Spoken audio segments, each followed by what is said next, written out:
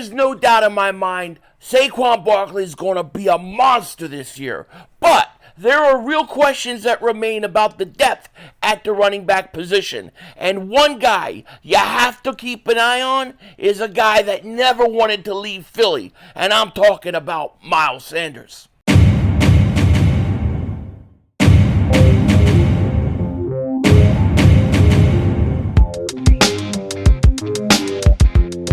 Dallas still stinks. Yo, but the way it kicked Dingbat here, and when I say the name Saquon Barkley, I put fear, legitimate shaking fear, in all Cowboy fans, all Giant fans, all Niner fans. They shake, they tremble, because they know Saquon Barkley is going to make a monster impact for the Eagles. And when we signed him, the questions were, was he worth the money? The answer is yes. Can he stay healthy? The answer is yes. Will he be a huge impact for the Eagles? The answer is yes. Saquon Barkley will make as big of an impact as Christian McCaffrey made for the San Francisco 49ers. There is no doubt, no question about it. It's the truth. However, what we should be asking ourselves about the running back spot isn't about Saquon Barkley.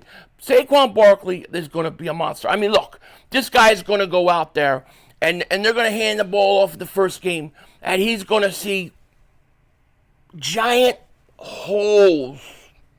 Giant holes. Pause. No diddy. And he's going to go through them. He's going to get the ball. He's going to see this hole. He's going to go, what the hell is that?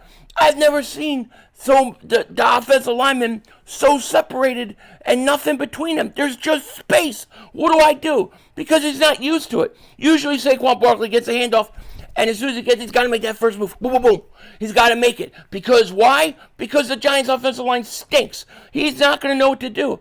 I actually think people need to be patient with him, because the first 2 to 3 weeks he's gonna be trying to get used to not having to make an initial move to get away from somebody. That the hole's just open wide. Pause. No getting. And he's got to run through it. It's going to be that dramatic for Saquon Barkley, and he's going to flourish. He's going to go out there. He's going to be a monster. He is. He is going to be awesome. I have no doubt about it. But the question really that remains is, what is he got behind him? Do the Eagles have enough in depth behind Saquon Barkley? I mean, lately, we've been kind of going through the roster, talking about strengths, problem areas where you could look to reinforce. And one of the positions we haven't really talked about is the running back and the depth at the running back position. It's a fair, legitimate question, okay? As far as Saquon goes, you know what he is. I mean, we all know what he is. PFF ranked their top 10 running backs in the NFL.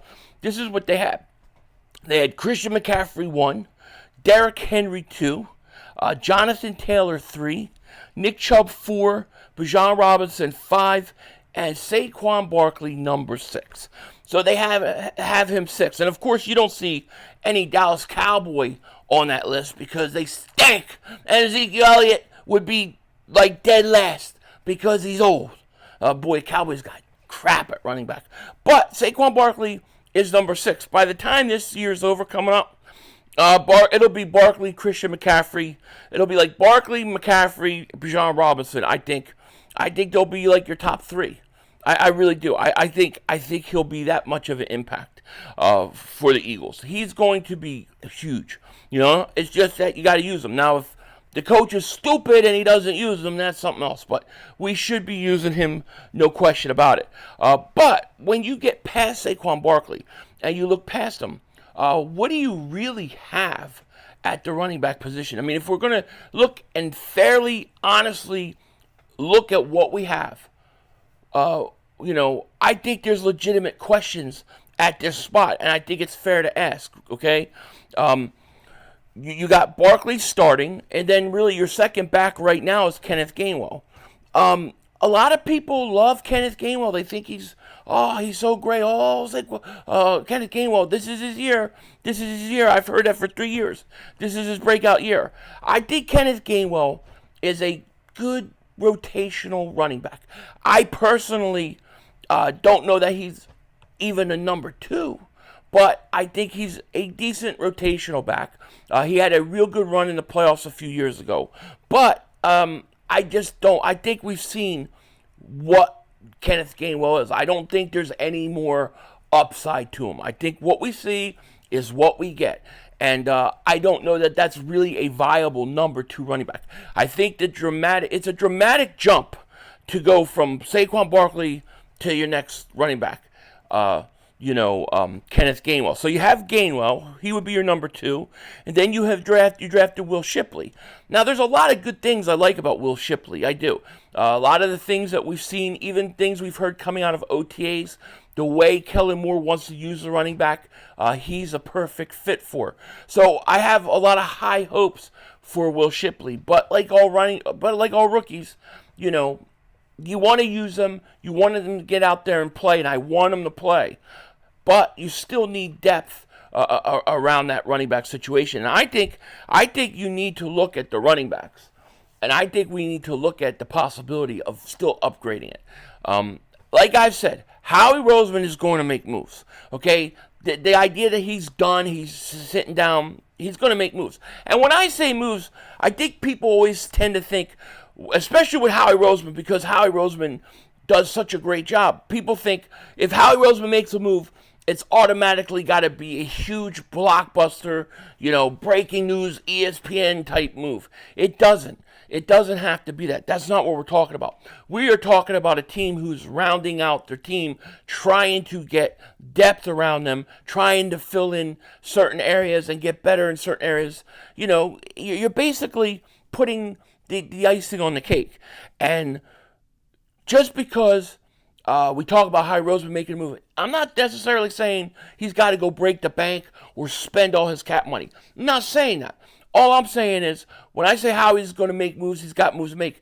I mean, they could be, signing another running back, signing, another linebacker. Not huge moves. They don't have to be huge names, but they could be impactful nonetheless. That's how I feel about the wide receiver position. I don't think you need to go have a blockbuster trade for Brandon Ayuk or some huge wide receiver. You just need to add depth, somebody capable of filling in for a few games on the outside if, God forbid, something happens. I think the same thing for the running back situation and where it's at.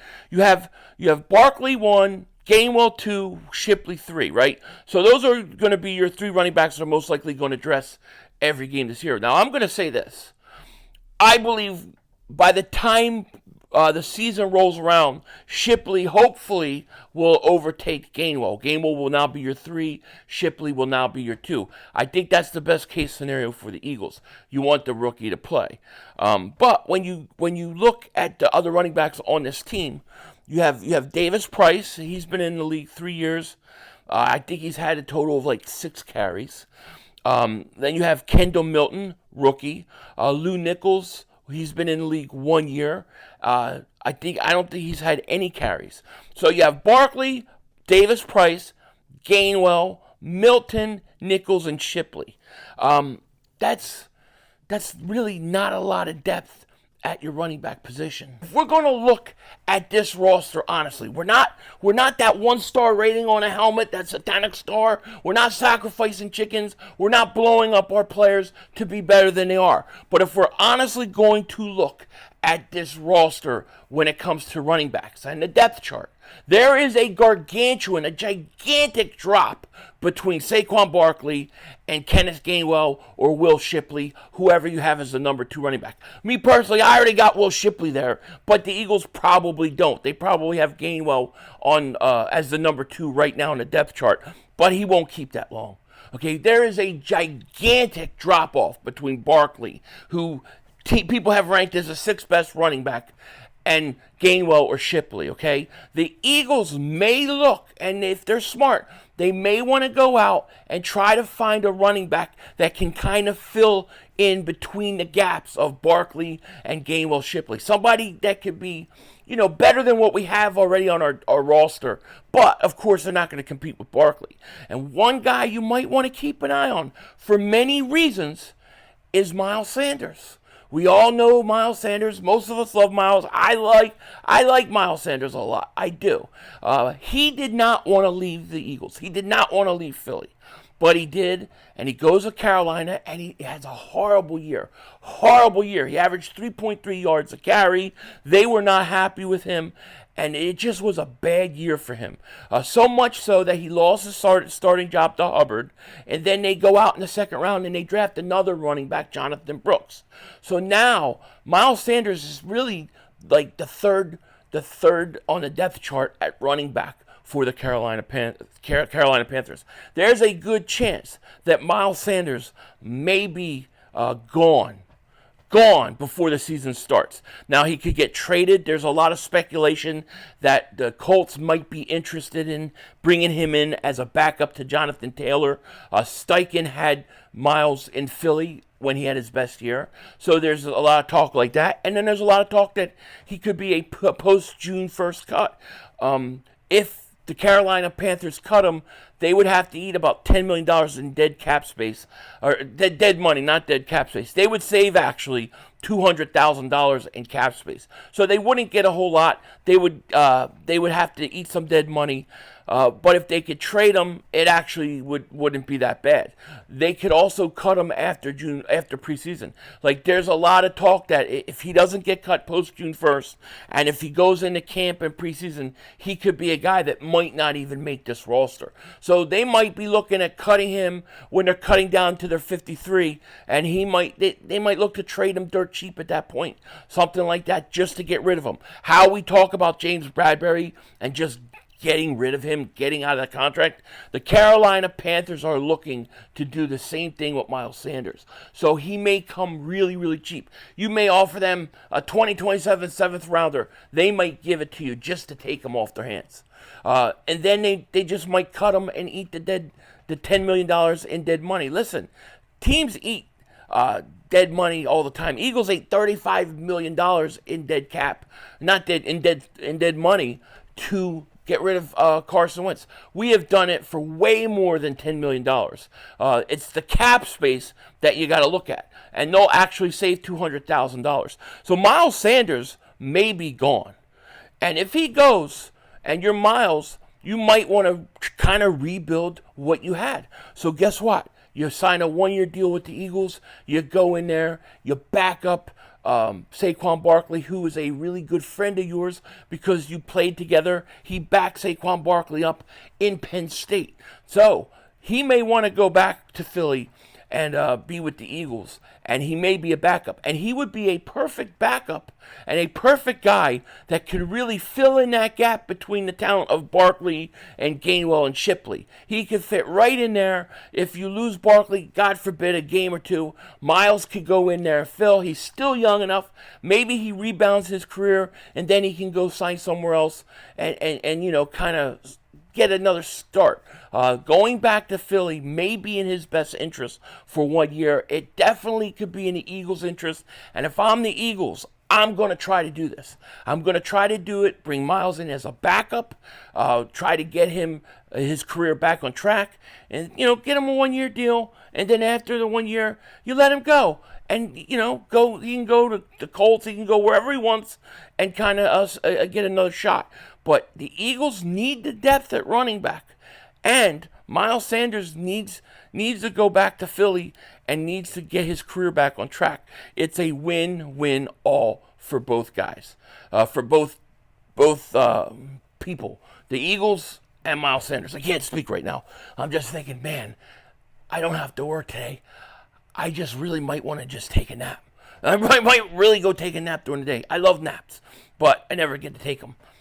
Except for when I come home and then I fall asleep till like 4 in the morning on the couch, and then I have to get up and start my whole day. That's a whole other thing. Anyways, this ain't Mark Holmes. This ain't that 1-star Cowboy rating. This is a team that is going somewhere. So if you could add depth to your running back and maybe bring Miles Sanders back, it's something to keep your eye on. It's something to watch out for. With that said, take care. Talk to you later, of course. Don't be a dingbat, remember. It's Howie Vision, baby. We're all just living in it.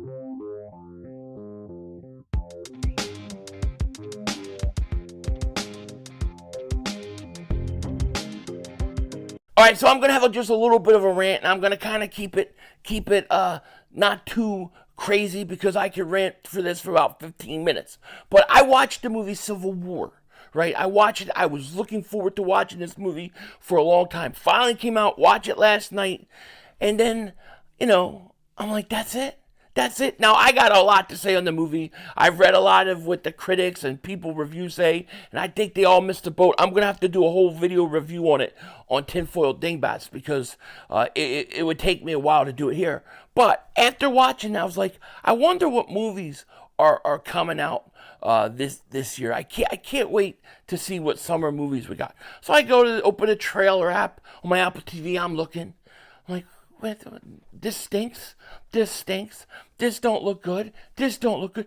Is there anything coming out that's worth watching? I mean, maybe what? Maybe Deadpool, right? Maybe, that'll be good. I'm sure I'll watch it, but that's already been done. We've already seen it. We've already seen this whole superheroes, worlds colliding type thing. Nothing that looks interesting. Nothing like, a movie, let's say just like Inception coming out, like some Christopher Nolan movie that you're like, oh man, this looks cool, very original premise, all that stuff. Nothing. It sucks. I remember a time where you used to go to every Friday night you could go to Blockbuster, it was Arrows, West Coast Video, whatever it was, and you could sit there and there was a new movie that just came out that you were dying to watch, and if you didn't get there early enough, you weren't going to get a copy of it to watch it. Every week there was something worth watching. Now there's nothing worth watching, and there's nothing coming. It's absolutely horrible. They got to get back to what used to work. Stop worrying about pushing political agendas and stop worrying about trying to give us this or that. Give us good stories, good movies. I don't care. I just need good things to watch. And right now, it all stinks. Denzel Washington out. Dude, what the fuck? The Cooper! The flying Oh my Frenchman! god! Oh my god! C'est bon! C'est bon! I'm dizzy. We did it. We transformed the Philadelphia Eagles secondary. We now have a secondary that is going to be good for years to come. Because one, we got Quinyon Mitchell, but we also got the flying Frenchman, Cooper DeJean. That's right. The flying Frenchman, Cooper DeJean. C'est bon. Oh, here's another interception. That's right. Cooper DeJean is about to dominate the NFL. Can't wait to see him out on the field. And if you're like me and you thought this was a great move by the Eagles and you support this pick, then you definitely want to check out this shirt. The Cooper DeJean Flying Frenchman shirt. Look at this thing. You can see it in midair, flying through the air, transforming to an eagle. That's right. Cooper DeJean is here. Link is in the description. Get your shirt now while you can, because Cooper DeJean is about to take the Eagles to another level. Denzel Washington out.